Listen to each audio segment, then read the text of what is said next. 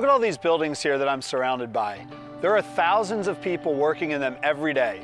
And you know, if you work in one of these buildings for 40 years, you'll spend over 80,000 hours of your life working, roughly a third of your life.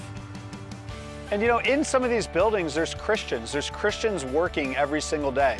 And the question we want to ask is, does that make any difference? What difference does it make that you're a Christian in the workplace? Well, that's exactly what this book and this series of Bible studies is going to help you think about. What does it look like to be a Christian in the workplace? So in order to start to answer that question, one of the most important things to think through is, where is your place in that story? Where do you fit in with what God is doing throughout the story of the Bible? You know, a lot of people think that work is actually a product of the fall, that we wouldn't have to work if Adam and Eve had never sinned in the garden. That's actually not true. What the Bible says is that in the beginning, God created Adam and Eve to work. Upon creating them, He gave them work to do. Now, their work in the garden, because the garden was perfect, was to pick up the bountiful blessings that God provided. Of course, Adam and Eve rebelled against God. They sinned against Him, and in doing so, God cursed their work. He not only cursed the ground that they worked, but also created frustration in the process of work. And that's really where we find ourselves in the story. We see that we are in a world that's cursed. We see that work is hard. It's frustrating. But you know what? The good news of the gospel is that God sent Christ to come and die for a people, to redeem a people for Himself. And He cares immensely what we do as redeemed people. And our jobs are one of the primary ways that God intends to make us more like Christ. In Colossians 3, Paul writes, "Whatever you do, do it with all your heart as working unto the Lord, not for men." And that verse is really where we get one of the major themes for this entire book. And that theme is that who you work for is more important than what you do. It's because we work for King Jesus that our work has meaning, purpose, and value.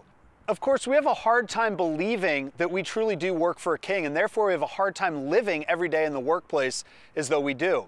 And there's really two challenges that come into our workplaces that are really deadly misunderstandings of what God has for us on our work. On the one hand, we can make work an idol, I-D-O-L.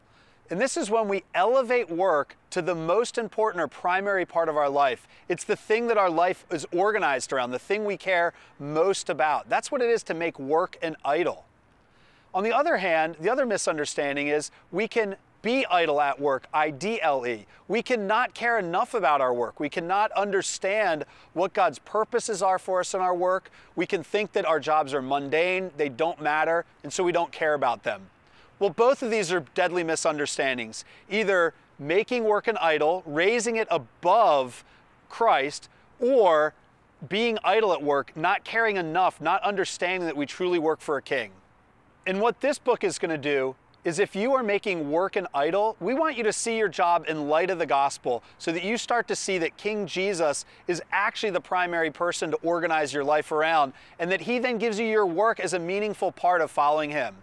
And if you're here and you are being idle at work, not caring enough about it, we want you to see that if you truly work for the King, then you would never consider your job something you can be idle at. But it's actually a meaningful place where God has you and wants you to be. It's an assignment that He's given you. You know, I have to say, this has certainly been a lifelong struggle of mine. And I'll say, honestly, both of these kind of happen simultaneously sometimes within me.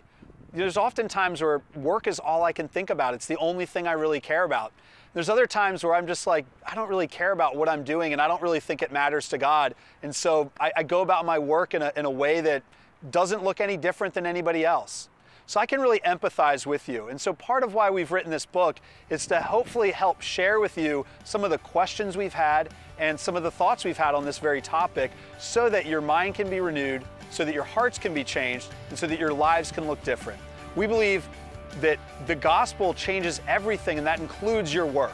And so we hope that as you begin this study of thinking about the gospel at work, you'll come to understand how King Jesus brings purpose and meaning even to your jobs.